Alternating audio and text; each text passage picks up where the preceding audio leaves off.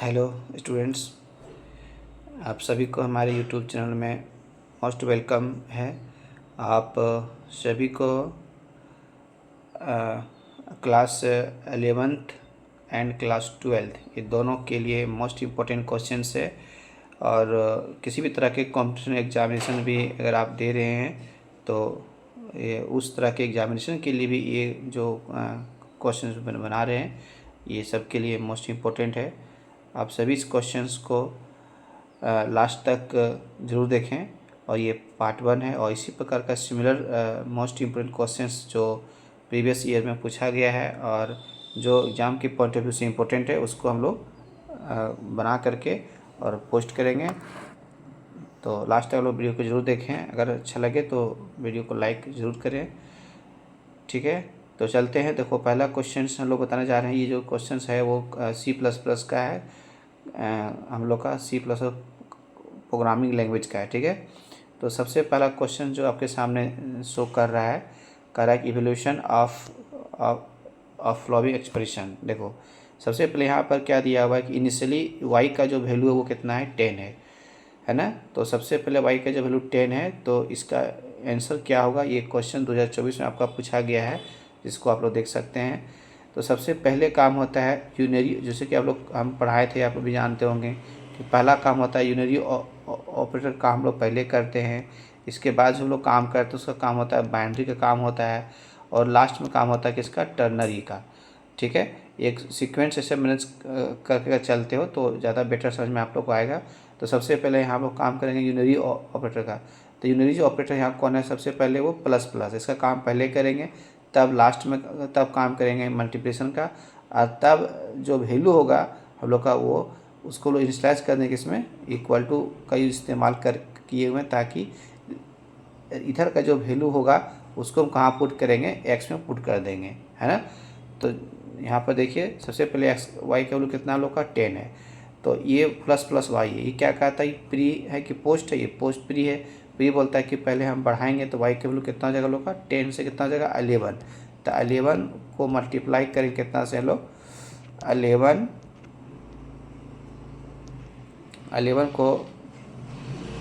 को मल्टीप्लाई कितना से करेगा लोग, 5 से, है ना। तो 11 5 से कितना हो गया, 55। तो भी जो 55 जो वैल्यू होगा उसको कहाँ पर रख रहे हैं, एक्स में। तो एक्स का न्यू जो वैल्यू होगा क्या होगा लोग का, 1 का बी होगा, ठीक है। चलते नेक्स्ट क्वेश्चन की ओर चलते हैं। स्ट्रिंग टर्मिनेटर, स्ट्रिंग जो है हम लोग का वो ख़त्म किससे होता है ना। तो ध्यान रखेंगे आप लोग कि अगर चूँकि बहुत बार क्या होता है एग्जामिनेशन में वो दे देता है और स्लैश के साथ हम लोग का, देखो ये इस तरह से देगा तो ये हम लोग का क्या है, 0 है। अब बिल्कुल अगर ये हम लोग का राउंड रहेगा, गोलाकार रहेगा, तो आप लोग सभी समझ जाएंगे कि ये जो है हम लोग का वो है ओ, है ना। तो अगर ओ रहेगा तो आप नन ऑफ दिस लगाएंगे। लेकिन यहाँ पर क्या है कि देखो जो 0 है थोड़ा सा ये वर्टिकल शेप में दिया हुआ है। यदि वर्टिकल शेप में अगर जी रहता है तो उसको लोग क्या समझते हैं कि ये 0 है, ठीक है। अब पूरा अगर सर्कुलर वे में रहेगा तो क्या समझेंगे कि वो है। तो इस तरह से आप लोग जरूर पहले क्वेश्चंस को पढ़ेंगे, एनालाइज करेंगे, देन टिक लगाएंगे कि बेटर जो आंसर होगा वो क्या होगा, है ना। तो अभी तो हम यहाँ पर ये वर्टिकल टाइप का है, इसलिए क्या करेंगे 2 का हम लोग सी देंगे। चलो नेक्स्ट क्वेश्चन को चलते हैं। Smallest individual unit in a program, एक प्रोग्राम का सबसे जो छोटा यूनिट जो होता है उसको क्या कहते हैं। तो हम लोग पढ़ाई हैं, इसको क्या बोलते हैं, टोकन कहते हैं। क्या कहते हैं, टोकन। 3 का क्या होगा हम लोग का, 3 का जो है आंसर जो होगा हम लोग का वो 3 का क्या होगा हम लोग का, ये नंबर होगा। चलो नेक्स्ट क्वेश्चन को चलते हैं। कहता है रजिस्टर ऑपरेटर इसमें से कौन सा होगा। रजिस्टर ऑपरेटर का काम क्या होता है, कंपेयर करना, है ना। दो वैल्यूज़ को आपस में यदि कंपेयर करना रहता है तो इस्तेमाल करते हैं क्या लोग, रिलेशनल ऑपरेटर का प्रयोग लोग करते हैं, ठीक है। और ये हमेशा जो है रिलेशनल ऑपरेटर जो आउटपुट देता है वो हमेशा बुलियन वैल्यू में देता है, 0 और 1 के रूप में देता है, ठीक है। तो इसमें सब जो बेटर जो आंसर जो होगा वो क्या होगा हम लोग का, 4 का बी नंबर होगा। ये हम लोग का 6 जो ऑपरेटर हम लोग का है इसको कहते हैं रिलेशनल ऑपरेटर के नाम से जानते हैं, ठीक है। तो इसको ध्यान में रखना हम लोग का। चलो 4 का बी होगा। Next do while loop. देखो डू वाइल एक प्रकार की लूप है कि डू वाइल लूप कंडीशन कहाँ पर टेस्ट करता है ना, डू वाइल लूप कंडीशन को कहाँ पर टेस्ट करता है ये हमको पूछ रहा है। तो सबसे पहले क्या टॉप में है कि बॉटम में है कि मिडिल में है कि नन ऑफ दीज, ठीक है। तो सबसे पहले याद रखेंगे इसका जो सही आंसर क्या होगा हम लोग का, क्या होगा हम लोग का, बॉटम है। डू वाइल लूप कहाँ टेस्ट करता है कंडीशन को, बॉटम में टेस्ट करता है। कहाँ टेस्ट करता है लोग बच्चों, बॉटम में, बी 5 का बी होगा। नेक्स्ट क्वेश्चन चलते हैं। कहता है कि मेन फंक्शन लीजिए, मेन एक फंक्शन है। देखो कई बार इसको पूछा गया एग्जाम है ना, कई बार जो है आपका बोर्ड एग्जाम में ये क्वेश्चन पूछा हुआ है, इसको ध्यान से देखेंगे। तो ये आपको कहता है मेन ये क्या फंक्शन है जो है ना, जो किसी भी जो C++ का प्रोग्राम का एक्सिक्यूशन जो स्टार्ट होता है हम लोग का वही से होता है। मेन फंक्शन से प्रोग्राम का एक्सिक्यूशन स्टार्ट होता है, इसीलिए क्या होगा 6 का C नंबर होगा। नेक्स्ट क्वेश्चन है, कहता है कि इसको इवेल्यूएट करना है तो सही ऑर्डर क्या है इवेल्यूएट करने का। सबसे पहले काम किसका करेंगे है ना, तो सबसे पहले हम लोग किसका काम करेंगे, मल्टीप्लिकेशन का काम हम लोग पहले करेंगे, ये होगा फर्स्ट नंबर में। सेकेंड किसका काम, सॉरी क्योंकि देखो डिवाइडर और मल्टीप्लिकेशन दोनों का जो प्रेसिडेंसी है वो सेम है, इसलिए लोग क्या करेंगे लेफ़्ट टू राइट काम करेंगे, लेफ़्ट टू राइट। तो पहले काम किससे होगा हम लोग का डिवाइड का होगा, तब किससे होगा मल्टीप्लिकेशन का, तब माइनस का, फिर प्लस का। जैसा दिया वैसा हम इसको यूज़ करेंगे। तो ये कहाँ दिया हुआ देख लो, डिवाइड मल्टीप्लाई माइनस और प्लस, तो बी नंबर इसका हो गया बेटर आंसर होगा सबसे, ठीक है। अप्रोप्रिएट आंसर जो क्या होगा हम लोग का वो 7 का बी नंबर होगा। नेक्स्ट क्वेश्चन चलते हैं। इन C++ सी आउट सीन, इस जो भी दिया हुआ एक प्रकार का ऑब्जेक्ट होता है ना, or predefined stream object, क्या होगा पहले से प्री डिफाइंड किया हुआ पहले से, तो इसका जो है वो सही आंसर क्या होगा हम लोग का 8 का C नंबर होगा। नेक्स्ट क्यों चलते हैं, ये जो है वो क्या है, ठीक है। तो ध्यान से देखेंगे कि सिंगल कोटेशन के अंदर में जिस भी तरह के कैरेक्टर को हम लोग अगर यहाँ पर टाइप करते हैं वो क्या कहलाता है, कैरेक्टर लिटरल कहलाता है। क्या कहलाता है, कैरेक्टर। और कैरेक्टर लिटरल जो होता है हमेशा वो कितना बाइट मेमोरी कंज्यूम करता है, 1 बाइट स्पेस कंज्यूम करता है मेमोरी, 1 बाइट, ठीक है। और दूसरी बात ये भी ध्यान में आप लोग रखेंगे कि सिंगल कोटेशन के अंदर अगर हम किसी भी तरह का कैरेक्टर को अगर इंक्लूज करते हैं, चाहे कि स्मॉल का ये हो, चाहे को डिजिट हो, जैसे सपोज कि यहाँ पर दे दिए 9, इसको भी बंद कर दिए। अगर कोई स्पेशल सिंबल अगर हो, मान लो @ कोई स्पेशल सिंबल है, इसको हम कोटेशन बंद कर दिए, तो इसको क्या कहेंगे हम लोग कैरेक्टर कांस्टेंट के नाम से जानेंगे। और वही अगर ट्रिपल कोटेशन का जो बंद होता है उसको C++ में क्या कहते हैं लोग, स्ट्रिंग कांस्टेंट के नाम से जानते हैं, स्ट्रिंग कांस्टेंट के नाम से उसको हम लोग जानते हैं। तो 9 का सही आंसर जो होगा हम लोग का बच्चों वो क्या होगा हम लोग का, वो होगा C नंबर होगा, 9 का C। नेक्स्ट C++ जो है वो किस प्रकार का लैंग्वेज है ना, C++ किस प्रकार का लैंग्वेज है, इंग्लिश है, हाई लेवल है, असेंबली है। तो याद रखना है कि C++ जो लोग को ये हाई लेवल प्रोग्रामिंग लैंग्वेज है, और इसको जो है चार्ल्स बेबेज ने इसको डेवलप किया था, और ये 4th जनरेशन का हम लोग का प्रोग्रामिंग लैंग्वेज है, ठीक है। और C++ जो यूज़ क्या करता है, कंपाइलर जो कि आप लोग बताए थे कि कंपाइलर जो होता है वो एक लैंग्वेज प्रोसेसर होता है, जिसका काम होता है कि हमारे सोर्स कोड को ऑब्जेक्ट कोड में क्या करना, ट्रांसलेट करना, एंड देन हम लोग उसको एग्जीक्यूट करते हैं फिर उस ऑब्जेक्ट कोड को, ठीक है। तो इसका सही आंसर क्या होगा, 10 का हम लोग का बी नंबर होगा। नेक्स्ट कहता है कि pre increment decrement operator follows. तो प्री इंक्रीमेंट और डिक्रीमेंट जो होता है, चाहे प्री इंक्रीमेंट हो चाहे प्री डिक्रीमेंट हो, किस नियम को फॉलो करता है, चेंज, पहले वो क्या करता है, चेंज करता है, अपडेट करता है पहले उस वेरिएबल के वैल्यू को, उसके बाद क्या करते हैं उसको हम लोग यूज़ करते हैं, चेंज देन यूज। मतलब अगर इस तरह से लिखा हो रही है प्लस प्लस अगर ये एक्स रहे, तो इस तरह के जो एक्सप्रेशन हो कहलाता है C++ को क्या कहते हैं, प्री इंक्रीमेंट। या अगर हम ऐसे लिखते हैं माइनस माइनस अगर ऐसे लिखते हैं तो इसको कहते हैं कि हम लोग प्री डिक्रीमेंट ऑपरेटर है। और तीसरी जो पॉइंट है वो आप लोग को माइंड में रखना है कि ये जो माइनस माइनस है, ये प्लस प्लस जो है, इसको क्या कहा गया है, यूनरी ऑपरेटर कहा गया है, यूनरी ऑपरेटर, ठीक है। क्योंकि ये हमेशा सिंगल ऑपरेंड को लेता है, एक ऑपरेंड, एक्स क्या है सिंगल ऑपरेंड है, यहाँ भी एक्स क्या है सिंगल ऑपरेंड है। तो वैसा ऑपरेटर जो सिंगल ऑपरेंड को लेता है बच्चों, उसको क्या कहते हैं लोग, यूनरी ऑपरेटर के नाम से जानते हैं। क्या कहते हैं उसको, यूनरी ऑपरेटर। तो इसका 11 का जो सही आंसर क्या होगा, 11 का ए नंबर होगा। नेक्स्ट क्वेश्चन की ओर चलते हैं। Which of the following is not a feature of C++। Sorry, यहाँ फीचर्स नहीं होगा बच्चों, यहाँ पर टाइपिंग मिस्टेक हो गया है। यहाँ पर होगा हम लोग का ये क्वेश्चन जो है के मुताबिक फीचर अगर देखते हैं, ये हेडर, देखो ये जितना भी हम ऑप्शंस में दिए हैं बच्चों, इसको कहते हैं हेडर फाइल। ये क्या लोग का, ये इसको कहते हैं हेडर लाइब्रेरी फाइल कहते हैं, जो प्रोग्राम के टॉप में लिखते हैं। सबका हम लोग यूज़ करते हैं, सबका काम अलग अलग होता है। तो किस क्वेश्चन को आप इग्नोर कर दें, चूँकि क्वेश्चन टाइप गलत हो गया है। चलो नेक्स्ट क्वेश्चन पे चलते हैं। हाँ, ये क्वेश्चन देखो, ये सही है। कहता है कि which of the following is not a feature of C++। कौन C++ का फीचर नहीं है? तो इनकैप्सुलेशन तो फीचर है, इनहेरिटेंस भी फीचर है, एब्स्ट्रैक्शन भी एक फीचर है, लेकिन डिस्ट्रीब्यूटिंग लो ये जो है हम लोग का कोई फीचर नहीं है, ये यहाँ नहीं आता। इसलिए इसका जो है वो परफेक्ट आंसर जो होगा वो डी नंबर होगा। Next, which is not a loop structure. निम्नलिखित में कौन सा एक लूप नहीं है ना? तो आप लोग इसमें से बताना है कि कौन सा इसमें से लूप नहीं है। चूँकि वाइल लूप है, डू वाइल लूप है, फॉर लूप है, लेकिन ये जो लूप हम लोग का वो नहीं है। इसीलिए इसका सही आंसर जो होगा हम लोग का वो क्या होगा, डी नंबर होगा, चूँकि ये रिपीट अंटिल नाम का कोई लूप नहीं है। ठीक है, नेक्स्ट क्वेश्चन की ओर चलते हैं हम लोग। देखो, विच ऑफ द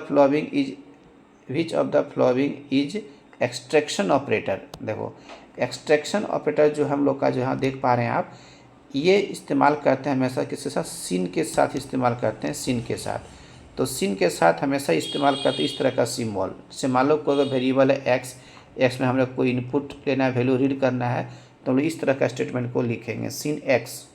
तब जा करके एक्स क्या करेगा, एक्स में कोई वैल्यू को रीड करेगा। और दूसरी बात में यहाँ बहुत बार याद रखना कि C4 क्या होता है, सिन में क्या होता है C4, इसका पूरा स्टैंड फॉर क्या होता है, तो C4 होता है कंसोल। क्या होता है बच्चों, कंसोल। चूँकि प्रोग्राम में हम जो डेटा को रीड करते हैं वो कंसोल से रीड करते हैं। ठीक है, प्रोग्राम के लिए जो डेटा रीड किया जाता है वो कहाँ से किया जाता है, कंसोल से। तो कंसोल C4 कंसोल और इनपुट क्या होगा, इनपुट। उसी प्रकार से आपको पता होना चाहिए सी आउट क्या होता है, सी आउट। तो C4 यहाँ क्या हो जाएगा बच्चों, हम लोग का कंसोल। क्या हो जाएगा, कंसोल। बहुत बार एग्जाम में दे देता है, बहुत बार टेस्ट में कि C4 क्या होगा, है ना, C4 क्या होगा यहाँ पर, और T4 क्या, C4 क्लास होगा या कुछ और होगा, तो C4 कंसोल याद रखना। और दूसरी बात में सिन और सी आउट दोनों क्या हम लोग का ऑब्जेक्ट होता है, और इस सी आउट के साथ जो हम सिम्बॉल इस्तेमाल करते हैं, देखो ये सी आउट है, इसके साथ जो इस्तेमाल करते हैं हम लोग वो कहते हैं इंसर्शन ऑपरेटर। ये क्या कहाँ यूज़ करते हैं, जब आउटपुट को डिस्प्ले करना रहता है हम लोग कंसोल पर। ठीक है, तो यहाँ पर क्या है कि ये हम लोग का इंसर्शन है और ये हम लोग एक्सटेंशन है। तो 15 क्वेश्चन का जो आंसर सही क्या होगा हम लोग का, डी नंबर। और ये अगर यहाँ पर क्या रहता है, इंसर्शन रहता है, क्या रहता है बच्चों, इंसर्शन, तो लोग इसको टिक लगाते। ठीक है, चलो नेक्स्ट क्वेश्चन।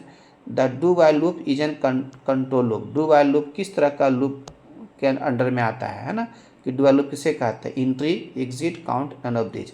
तो याद रखना बच्चों कि डू वाइल लूप को क्या कहा जाता है, एग्जिट कंट्रोल लूप। क्यों, क्योंकि डू का स्ट्रक्चर लोग पढ़े थे कि सबसे पहले डू यहाँ लिखते हैं, फिर ओपनिंग ब्रेस देते हैं, जो भी स्टेटमेंट लिखना रहता है वो लोग सब यहाँ पर नोट करते हैं पहले, उसके बाद यहाँ हम लोग क्लोजिंग करते हैं। क्लोजिंग करने के बाद वाइल जो कंडीशन लोग देते हैं वो बच्चों नीचे में देते हैं, और यहाँ पर देते हैं लोग क्या, कंडीशन देते हैं, सबसे नीचे देते हैं, है ना। और लास्ट में क्या होता है, सेमीकोलन। तो कंडीशन कहाँ पर पड़ा, सब नीचे पड़ा। तो स्टेटमेंट जो होता है डू वाइल लूप के अंदर वो पहले एक बार एग्जीक्यूट करेगा। इसलिए इस तरह क्वेश्चन कभी कभी इस तरह से हम लोग पूछा जाता है एग्जाम में कि कौन सा लूप है जो कम से कम एक बार वो रिपीट करता है स्टेटमेंट को of the loop body part. तो क्या बोलेंगे, डू वाइल लूप। तो इसका सही आंसर क्या होगा हम लोग का, कि बाहर निकलते समय लोग कंडीशन को चेक करते हैं, इसलिए इसका नाम पड़ा है एग्जिट कंट्रोल लूप 16 का। नेक्स्ट कहता है इस जो कोड लिखे हुए हैं यहाँ पर नीचे जो कोड लिखा हुआ है इसका आउटपुट क्या होगा, ये आप लोग को बताना है। What is the output of the flowing code fragment, है ना। तो सबसे पहले यहाँ पर देखेंगे कि फॉर लूप का जो स्ट्रक्चर जो हम लोग का है वो यहाँ पर होता है कि आप लोग बताते हैं 3S। याद रखना 3S का मतलब हुआ कि फर्स्ट S का मतलब क्या हुआ, S start value, stop value और स्टे वैल्यू। तो स्टार्ट हम कहाँ से कर रहे हैं बच्चों, देखिए जैसा कि आप यहाँ पर देख पा रहे हैं कि हम जो स्टार्ट जो कर रहे हैं यहाँ पर हम जो स्टार्ट जो कर रहे हैं वो कहाँ से कर रहे हैं, आई का मान कितना 1, जा रहे कहाँ तक 10, और कितना से इंक्रीमेंट कर रहे हैं आई प्लस प्लस, उन्हें 10 तक जा रहे हैं, चूँकि लिखा हुआ बच्चों आई लेस देन 10, मतलब हम जा कहाँ तक रहे हैं, हम जा रहे हैं कहाँ तक 9 तक, ठीक है। लेकिन लास्ट में सेमीकोलन होता नहीं है। एक्चुअली में आप यहाँ समझेंगे ध्यान से कि लास्ट में सेमीकोलन होता नहीं है, लेकिन यहाँ पर मिस्टेक क्या किया गया है कि लास्ट में दिया सेमीकोलन। अभी सेमीकोलन जो हमारा कंपाइलर पढ़ेगा ना, तो वो नीचे का स्टेटमेंट को वो रीड नहीं करेगा, वो बार बार आई का वैल्यू को अपडेट करके तो आगे तक ले जाएगा, लेकिन कंपाइलर क्या करेगा, इस लाइन के नीचे क्या लिखा हुआ उसको पढ़ेगा नहीं। तो एक कंडीशन फॉल्स कब होगा, जब आई का जो वैल्यू कितना होगा हम लोग बच्चों 10 होगा। जब आई का वैल्यू 10 होगा तब एक कंडीशन जो यहाँ दिया वो फॉल्स होगा। जैसे फॉल्स होगा यहाँ से बाहर निकलेगा, तब पूछ रहा है इसका आउटपुट क्या होगा। ये फॉल्स कब होगा, आई का मान 10 होगा तब ना, इसलिए यहाँ पर इसका सही आंसर क्या होगा हम लोग बच्चों, आई का वैल्यू 10 होगा। 17 का सही आंसर क्या होगा हम लोग का, करेक्ट आंसर क्या होगा, ये नंबर। क्योंकि यहाँ पर देखो बच्चे लोग बहुत सारे क्या करेंगे कि देखेंगे कि लूप स्टार्ट कहाँ से हो रहा है, आई का वैल्यू 1 से जा कहाँ रहा है 10 तक, तो बहुत सारे बच्चे क्या करेंगे कि इसको एग्ज़ाम में वो सही मार्क लगा आ जाएंगे 1 का 10 है ना, 17 का बी नंबर। लेकिन बी नंबर क्या 100% गलत है, क्योंकि सेमीकोलन अगर नहीं रहता तो हम नीचे उतरते, लेकिन फिर भी लूप मेरा काम करता कहाँ से 1 से लेकर कहाँ तक 9 तक ही काम करेगा। अगर इस सेमीकोलन अगर रहेगा नहीं रहता है तो पर भी ये काम कहाँ से कहाँ तक करेगा, 1 से 9 तक। लेकिन हम यहाँ पर सेमीकोलन दे दिए हैं, है ना, सेमीकोलन दे दिए हैं, इसका मतलब है कि ये फॉल्स जब होगा तो उसमें आई का मान कितना होगा 10, तो बाहर निकलेगा तो आई का वैल्यू सिर्फ क्या प्रिंट करेगा, ये 10 प्रिंट करेगा। अगर यदि नीचे को स्टेटमेंट अगर देते हैं प्रिंट करने के लिए तो चलते हैं अगला क्वेश्चन। तो आरी का इंडेक्स हमेशा कहाँ से होता है शुरू, तो ये आप सब जानते हैं कहाँ शुरू होता है, 0 से। चलो नेक्स्ट क्वेश्चन को चलते हैं।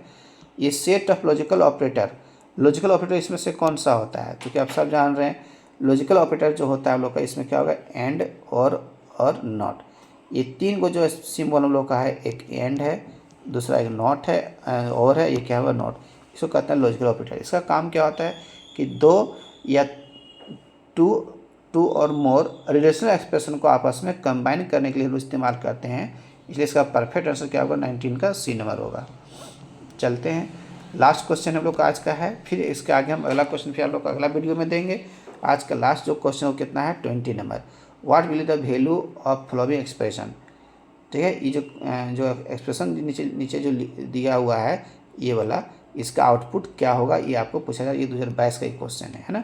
तो शुरू में जे का वैल्यू कितना दिया हुआ है 5, इस 5 को यहाँ पर पुट करेंगे, पहले काम होगा ब्रैकेट का, तो ब्रैकेट के अंदर पुनः 2 ऑपरेटर है, एक हम लोग का मल्टीप्लिकेशन है और एक प्लस प्लस है। तो पहले काम होता है प्लस प्लस का, चूँकि ये यूनिरी ऑपरेटर है, अब तब काम करेंगे हम लोग मल्टीप्लिकेशन का। तो जे का जो वैल्यू कितना है हम लोग का, पहले 5 है तो 5 से बढ़ा दो कितना हो गया 6, अब वो 6 जो हुआ हम लोग का उसको मल्टीप्लाई कर दो 5 से, तो 6 × 5 = 30 हुआ। अब 30 को क्या करेंगे हम लोग, फिर से भागा लगाए कितना से 6 से, तो 6 × 5 कितना हुआ 30, पूरा कट गया। और यहाँ पर क्या दिया हुआ हम लोग का मॉडुलस है, और मॉडुलस क्या देता है आउटपुट, ये क्या करता है रिटर्न हम लोग का, ये करता है हम लोग का शेषफल मतलब रिमाइंडर। तो क्या बचेगा, यहाँ बचेगा 0, तो इसका आंसर क्या होगा 20 का सी, 20 का बी नंबर, ठीक है। तो ये बेसिक क्वेश्चन था, इसी टाइप का मोस्ट इंपोर्टेंट क्वेश्चन आप लोग को हम लेकर आएंगे। और वीडियो को सभी लोग एक बार लाइक ज़रूर करें। Thank you for watching this video.